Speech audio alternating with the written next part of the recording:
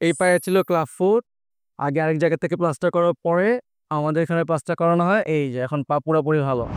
এখন হচ্ছে বাচ্চা মোটামুটি হাঁটা শুরু করছে। বয়স কত? 12 মাস? হ্যাঁ 12 মাস তো। 1 বছর বয়স।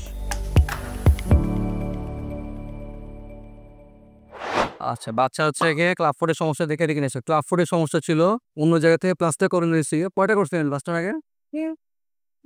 তিনটা এটা একটা হাতে রাখা। আগে 3টা করানো হয়েছিল, তারপরে পাকে সোজা হয়নি এখানে? না। আচ্ছা, অন্য জায়গা থেকে প্লাস্টার করানো হয়েছিল 3টা, এরপরে পায়ে কোনো কারেকশন হয় না। পরবর্তীতে আমাদের কাছে আসার পরে আরো কটা প্লাস্টার করি? এই যে 6টা। আরো 6টা প্লাস্টার করা হয়। এরপরে আলহামদুলিল্লাহ এখন পা ভালো। দেখি, অপারেশন নিচ্ছি। এরপরে অপারেশনও লাগছিল। কোন পা ছিল? হ্যাঁ বা এই পা। এই পায়ে ছিল ক্লাব ফুট। আগে আরেক জায়গা থেকে প্লাস্টার করার পরে আমাদের এখানে প্লাস্টার করানো হয়। এই যে এখন পা পুরোপুরি ভালো। কোনো মিডফুট ক্রিজ নাই, পিনাস ডিস্টোপ্যাথি নাই, পুরোপুরি পা বসতেছে। বাচ্চাটার পায়ে ভর দিয়ে দাঁড়া করান তো। হ্যাঁ, দেখি হাঁটান তো একটু নিচে। এখন হচ্ছে বাচ্চা মোটামুটি হাঁটা শুরু করছে। বয়স কত? 12 মাস? হ্যাঁ 12 মাস তো। 1 বছর বয়স।